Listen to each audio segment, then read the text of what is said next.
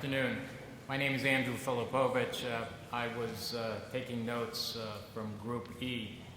I think by now you're beginning to see that there's a certain theme that has been developing in all of the discussion groups.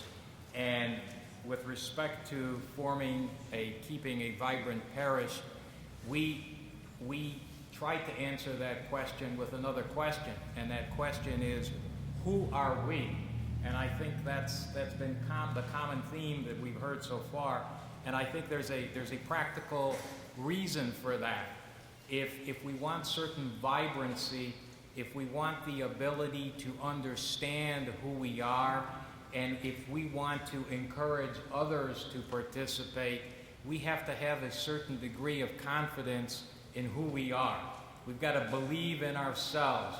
We've got to believe in the message. We've got to figure out why it is that we are where we are today. What are the good points in our lives that have been able to focus us on and bring us here today, that we're still here today? And there were two general themes that were raised. The first one is we need to renew a knowledge of traditions. And I think we've heard that from everybody. I think there's a certain amount of frustration that we don't understand what's going on. Some of us have been lucky, like myself personally, I take it for granted. I used to be what I call the chief altar boy for the late Bishop Gabro in Chicago. And I was always behind the scenes. I was always behind the iconostas. I knew what was going on. I knew when things happened. I knew why things happened. But very few, so, when I stand in church today, I just assume everybody knows that. But, if you weren't an altar boy in Chicago, you probably don't know. That's why there's this big frustration we feel from everybody. We need to understand. We need to understand the symbolism in our churches. Our churches are very ornate. We need to come in. If you bring a friend in and says, come on, join me for liturgy. And they walk in and they say, well, what's that wall up there? And if you struggle to call it an iconostas and you really can't provide the answer, what are the pictures up there? What are the little pictures symbolized? Why is there always a St. Nicholas? Why is there usually a St. Josephat pictured there? If you don't know the answer to those questions, how are you going to explain it to somebody who wants to find out who we are? That's why we need to know who we are. So, how do we do that? We came up with some practical suggestions. One suggestion is to make sure that part of the homily, and maybe it's tough to do it on a weekly basis, but certainly I think on a monthly basis, is to actually have the priest explain a certain portion of church architecture, church traditions. Set up a schedule, and actually to have a certain consistency. There were several members of our group that raised the notion of consistency. In other words, if you go into a parish in Philadelphia, you ought to be hearing the same message that you're hearing in Passaic or you're hearing in upstate Pennsylvania. So maybe there ought to be a general schedule developed when this message gets across to the parishes. And I know in our parish, for example, we do have handouts that are available, and those are certainly appreciated. But we live in a time and place where we like stuff spoon-fed. If it's not right in front of you, if it's not in your face in just the right way, we tend to ignore it, we tend to shy away. So I think it's a good idea to have the message literally forced on us, because that's the way a lot of us have now accepted how to get information. Also, the use of modern media should be encouraged. And one suggestion was that maybe on a periodic basis, we really ought to take advantage of some of the dynamic speakers that we have within the clergy. And maybe there ought to be a program that is developed where periodically somebody records a message, okay? It's a video homily, it's a special video message, it's one that is dynamic, it's one that speaks to your heart, one that captivates you in 5 or 6 or 7 minutes. And that's pre-recorded. It's done wherever at the convenience of the speaker. It then gets sent by email to each of the parishes, and we put it up on a screen. And sometimes you might need 2 screens, depending on what the church, how big the church is. Sounds a little outlandish, but first of all, it's actually pretty efficient.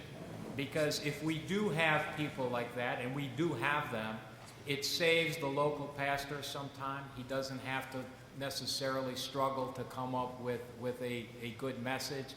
And we have the ability to send that message out to everybody through just one person. So there's a certain amount of efficiency there. And I'll throw in something personal which really wasn't discussed, but it sort of follows along the theme that we've heard, is attracting people. You know, we're somewhat visible.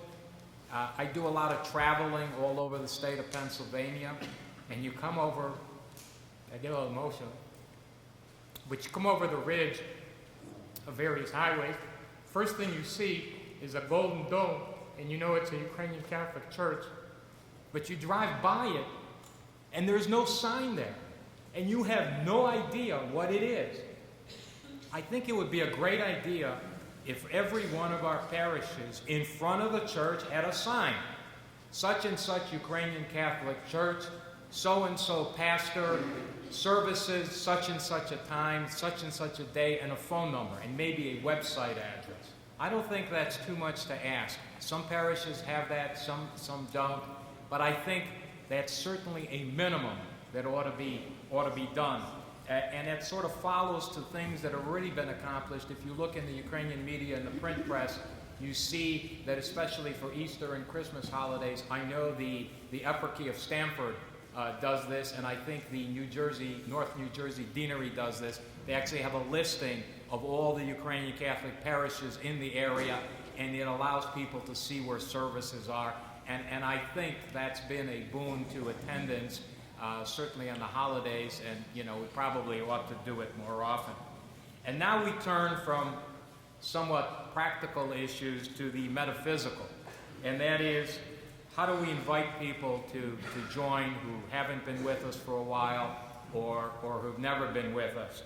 And this is, if somebody has the real answer to this question, then I think we're well on our way. And this is the one we've been struggling with, and I think every religious group struggles with it.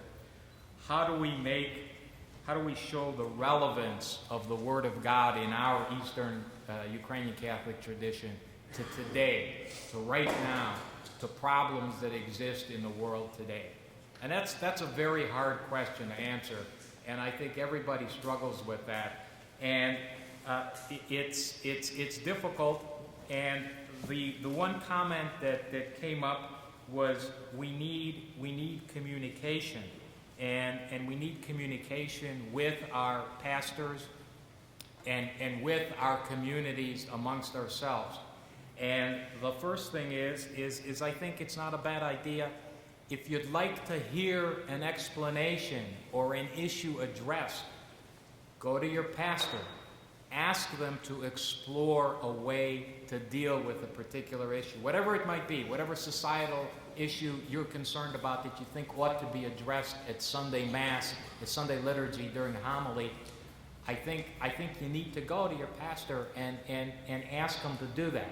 I don't think anybody's going to cut your head off for doing that. And we had a little joke. I said, well, if you're really afraid of raising an issue, let's have a suggestion box in church. Just drop it in anonymously.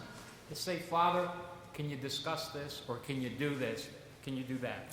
And same thing goes with just discussing amongst ourselves. I think today's exercise has been extremely valuable because we've brought together an extremely diverse group of people, and we've been able to begin to understand what concerns, what troubles, what excites people from various walks of life, from various geographic areas. And sometimes the toughest thing is to find out what's sitting in somebody else's mind. And unless that person tells you what's in their mind, you won't know. So what better way than to actually have some discussion groups? It doesn't have to be anything formal, but in a sense that it ought to be organized and people get together periodically. What's troubling them? Maybe there's some personal issue that they'd like to be discussed or helped with, something that helps in the parish.